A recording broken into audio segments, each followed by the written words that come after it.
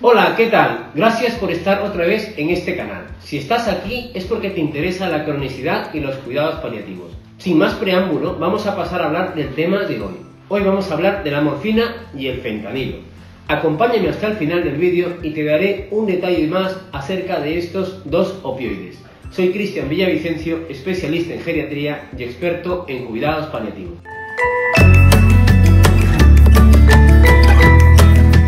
Antes de comenzar a hablar de la morfina y el fentanilo, es importante saber que cuando existe un dolor intenso en nuestro organismo, se activan unos receptores que están fundamentalmente en mayor cantidad en el cerebro y en la médula espinal, conocida como receptores opioides. No os pongáis nerviosos. Para entendernos bien, vamos a hablar de estos receptores como si fueran interruptores, para que todas las personas que están escuchando este vídeo puedan entender y seguir el hilo de lo que estamos hablando. Es decir, le vamos a llamar interruptores.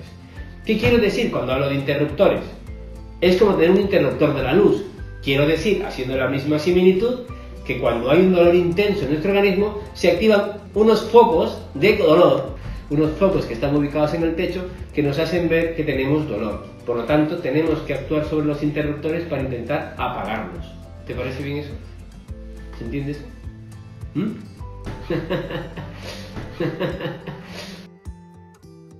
Muy bien. ¿Qué tienen en común la morfina y el fentanilo? Que ambos actúan sobre estos interruptores conocidos como interruptores Mu. Mu, como hacen las vacas. Mu. Pasaremos a hablar ahora de la morfina. La morfina viene en diferentes presentaciones. Vienen ampollas para su aplicación endovenosa y subcutánea y además para su administración a nivel de vía oral vienen en soluciones acuosas y además en pastillas en diferentes dosis.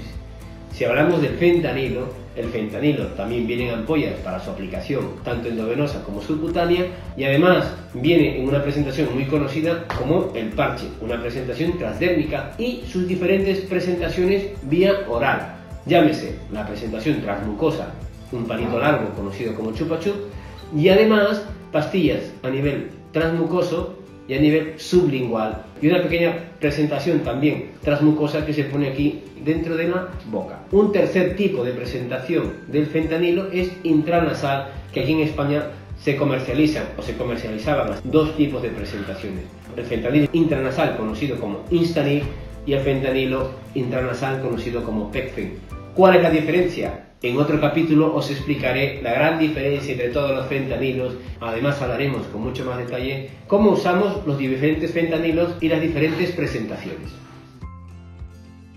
Muy bien, la morfina además dentro de las diferentes presentaciones tiene presentaciones de acción retardada que pueden durar en el paciente unas 12 horas, mientras que el fentanilo, los fármacos de liberación retardada suelen ser el parche transdérmico, que suele durar unas 72 horas aproximadamente y dependiendo del tipo de paciente pueden durar unas 48 horas.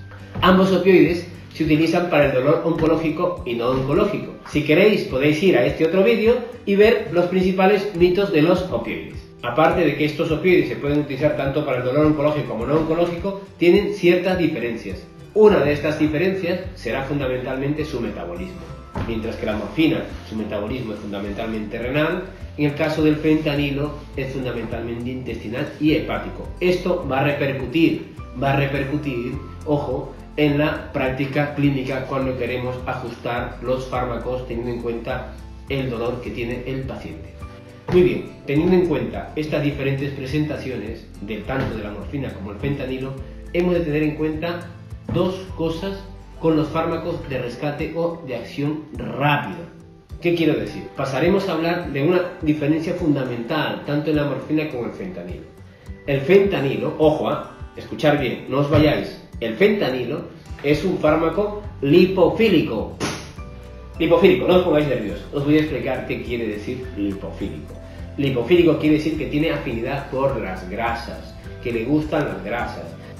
Y dejadme que os explique un momento. Imaginaros una célula, imaginaros una habitación cerrada, sin ninguna puerta, con 4 paredes, que está en medio del agua. Esas paredes están formadas por grasa. ¿Qué quiero decir? Que el fentanilo es una sustancia que cuando va a llegar hacia la pared va a tener mucha afinidad con la grasa y va a atravesar rápidamente esa pared y va a entrar a la célula. Y como tiene mucha afinidad, va a tardar en entrar a esa habitación entre unos 10 o 15 minutos, dependiendo de la presentación del fármaco. A diferencia de la morfina, que al ser muy hidrofílica, quiere decir que tiene más afinidad por el agua, va a tardar en entrar a la habitación mucho más tiempo, entre unos 20 y 30 minutos. Esto que acabo de decir es importantísimo porque va a repercutir totalmente en nuestra práctica clínica. ¿Qué quiero decir? Que cuando un paciente tiene un dolor que aparece rápidamente y desaparece, conocido muchas veces como dolor irruptivo, el paciente va a necesitar un fármaco que actúe rápidamente y pueda controlar el dolor y que esté de acuerdo al pico que el paciente va a referir.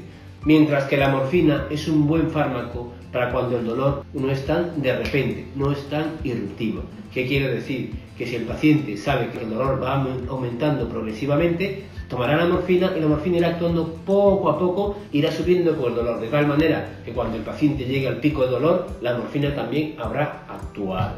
Esta es una gran diferencia para el manejo del paciente con morfina o fentanilo.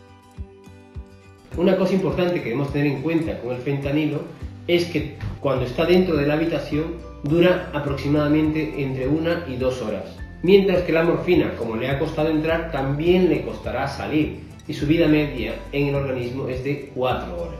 Se sienta, se relaja y se pone tranquila y se queda ahí unas 4 horas, mientras que el fentanilo no para de dar vueltas y quiere salir. Esto que acabo de decir es importantísimo porque en el paciente con componente adictivo notará cuando el fentanilo entra a la habitación, toca el interruptor y está 1 o 2 horas y se marcha.